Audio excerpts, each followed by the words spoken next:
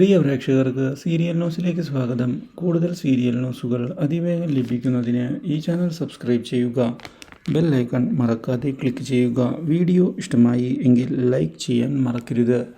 നമ്മുടെ രാഹുൽ ഒടുവിൽ സത്യങ്ങളെല്ലാം തുറന്നു പറഞ്ഞിരിക്കുകയാണ്. ലക്ഷ്മിയോട് കാര്യങ്ങൾ അറിയുന്ന ലക്ഷ്മിയാകെ പകച്ച് പോവുകയും ചെയ്യുന്നു. ഇതോടെ എന്താണ് ചെയ്യേണ്ടത് എന്നറിയാതെ ലക്ഷ്മി നിന്നുപോയിരിക്കുകയാണ്. സത്യങ്ങളെല്ലാവരും അറിയണമെന്നും രാഹുലിൻ്റെ നിരപരാധിത്വം തെളിയണമെന്നും വ്യക്തമാക്കുന്ന ലക്ഷ്മി ഇതേ തുടർന്ന് കാര്യങ്ങൾ മിഥുനോട് പറയാൻ തയ്യാറാവുകയും ചെയ്യുന്നു.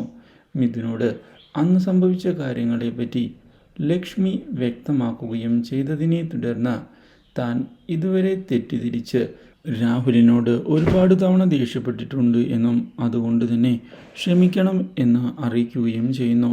ഈ കാര്യം കേട്ടതിനെ തുടർന്ന് ക്ഷമ പറയേണ്ട ആവശ്യമില്ല എന്ന് വ്യക്തമാക്കുന്ന നമ്മുടെ രാഹുൽ കാര്യങ്ങൾ തനിക്ക് മനസ്സിലാകുന്നുണ്ട് എന്ന് പറയുകയും ലക്ഷ്മിയോടുള്ള സ്നേഹം കൊണ്ടാണ് ഇതൊക്കെ സംഭവിച്ചത് എന്ന് മനസ്സിലാക്കുന്നതായി അറിയിക്കുകയും ചെയ്തിരിക്കുകയാണ്. ഇതോടെ പുതിയൊരു വഴിത്തിരിവാണ് ഉണ്ടാകുന്നത്.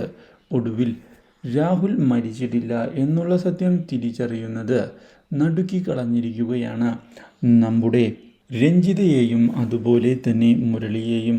ഇതോടെ മുരളി ഇനി എന്താണ് ചെയ്യേണ്ടത് എന്നറിയാതെ പകച്ചു പോവുകയും രാഹുലിനെ ചെന്ന് കണ്ട് ഒടുവിൽ സംസാരിക്കുകയും ചെയ്തിരിക്കുകയാണ്. Do like, share and subscribe.